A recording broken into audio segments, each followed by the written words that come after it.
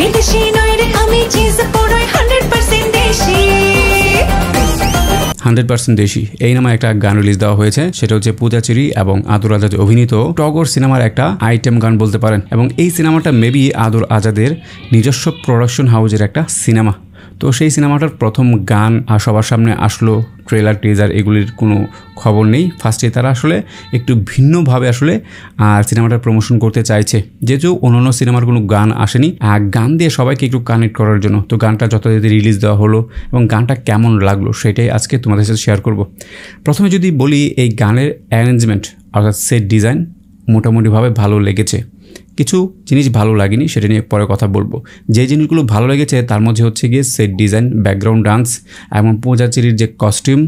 এখানে কস্টিউমে আরও বেশি ভেরিয়েশন আনা যেতে পারতো।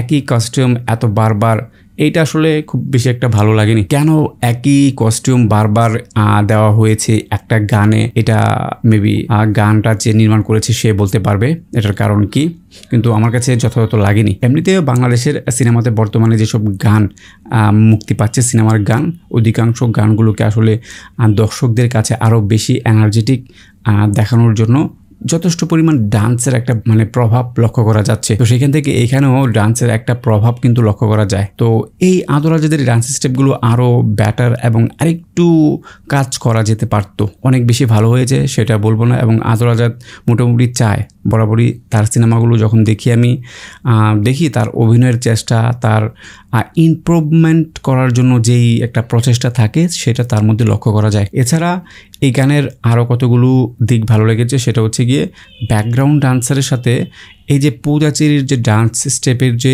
একটা মিল। অনেক ক্ষেত্রে বাংলা সিনেমার ক্ষেত্রে দেখা যায় যে নায়ক সেই নাচছে অথবা ব্যাকগ্রাউন্ড ডান্সারগুলো সেইভাবে পারফর্ম করছে, বাট নায়ক অথবা হিরোইন যেই থাকুক না তারা এতটা বেশি এনার্জেটিক পারফরমেন্স দিতে পারে না। বাট এই ক্ষেত্রে একটু ইমপ্রুভ হয়েছে, একটা সমান একটা পারফরমেন্স এখানে লক্ষ্য করা যায়। তো সেখান থেকে এই ব্যাপারটা খুব ভালো লেগেছে। এখন কথা হচ্ছে কি, এই গানটা কি খাবে দর্শক? যদি এমন প্রশ্ন করেন আমি বলবো ভাই এইটা দর্শক খাবে না। প্রথমত হচ্ছে এটার লিরিক্স এতটা জোস না। বিগত কয়েকটা ঈদে যে গানগুলো মুক্তি পেয়েছে ওই সব গানের যে লিরিক্সগুলো থাকে না, এনার্জেটিক, মানুষের মুখে মুখে থাকবে, এই ব্যাপারটা আসলে 100% দেশি এই সংটাতে থাকবে না। আরেকটা ব্যাপার এখানে লক্ষ্য করা যাচ্ছে, এইটার মিউজিক। ভাই দেখেন, এইটার অ্যারেঞ্জমেন্ট কয়েক সেকেন্ড যাওয়ার পরে আমার কাছে খুব ভালো লেগেছিল। যখনই আসলে এটার মিউজিক স্টার্ট হয় এবং লিরিক্স সব কিছু মিলিয়ে আমার কাছে লেগেছে এইটা যে ডিজাইন করেছে বা যে মিউজিকটা কম্পোজ করেছে সে টোটালি ইন্সপায়ার ফ্রম বাংলাদেশের যে সস্তা মিউজিক ভিডিওগুলো থাকে সেখান থেকে ইন্সপায়ার। না হয় একটা ঈদে মুক্তি পাবে একটা বিশাল ব্যাপার, সেখান থেকে এই গানের মিউজিকে আরও বেশি কাজ করা যেতে পারতো।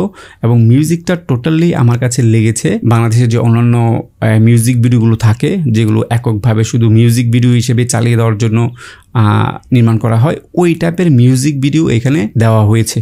এইটা খুবই বাজে লেগেছে আমার কাছে। আদর আজাদ বরাবরের তার চেষ্টা খুব ভালো, সে চায় মানুষকে নতুনত্ব দিতে। তো সেখান থেকে 100% দেশি এই গানটা আমার কাছে মোটেও এতটা ভালো লাগেনি, শুধুমাত্র এটার অ্যারেঞ্জমেন্ট ভালো লেগেছে, এইটা নিয়ে আমার কোনো দ্বিমত নেই, খুব ভালো।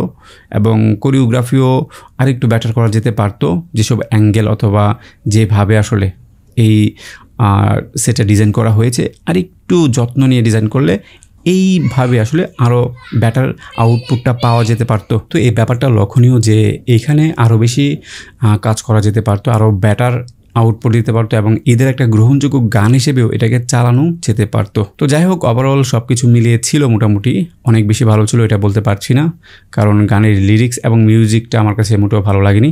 তো ধন্যবাদ সবাইকে। আপনাদের কাছে গানটা কেমন লেগেছে অবশ্যই কমেন্টস করে জানাবেন। ধন্যবাদ সবাইকে।